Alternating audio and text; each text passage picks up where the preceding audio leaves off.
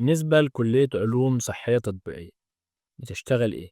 ممكن تشتغل كأخصائي تحاليل طبية أو أخصائي تكنولوجي، بس قدامك حاجة من الاتنين. لو أنت عايز تفتح معمل فهنا بتحتاج إن يكون معاك المعمل مرخص باسم طبيب أو دكتور بشري، وهنا بقى دي ميزة لعلوم، إن علوم يقدر يفتح معمل أو يرخص معمل باسمه، أو تشتغل في المعمل ك...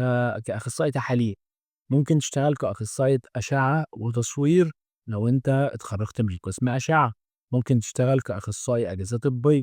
ممكن تشتغل كأخصائي تخدير ورعاية.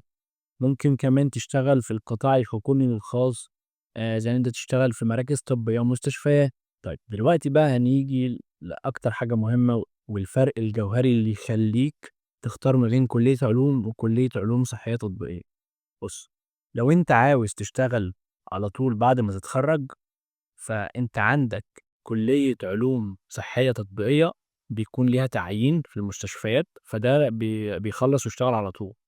بس كلية علوم بيحتاج إن أنت تاخد دبلومة، بس هنا في نقطة برضه إنه أنت أفضل، لإن أنت لو خدت دبلومة تقدر تفتح معمل باسمك، أو التغذية برضه تاخد دبلومة تغذية، تبدأ في الcareer بتاع التغذية مع نفسك برضه. طب لو أنت عايز تشتغل في المستشفيات، كلية علوم صحية تطبيقية بتكون أسهل إن هو يشتغل في المستشفيات. طيب فرص المصانع هنا بقى علوم بتكتسح أصلا، لأن علوم هي الأساس في شغل المصانع وبيكون فرصها عالية جدا، غير كلية علوم صحية تطبيقية.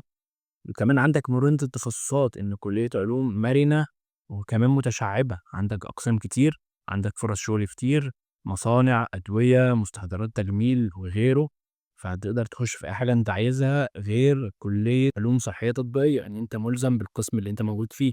فنصيحة أخيرة بقى، لو هدفك، لو أنت بتحب شغل المستشفيات وعايز بس تشتغل في مستشفى كتحاليل أو أشعة، فكلية علوم صحية تطبيقية تبقى مناسبة ليك. لكن لو أنت هدفك إن أنت تشتغل وتكمّل في مصانع وشركات الأدوية وغيره، وكمان تشتغل أو تكمّل دراسات عُليا، أو أنت عايز تسافر برّه مصر، فكلية علوم هتفتح لك الكلام ده، لأن المجالات كتير.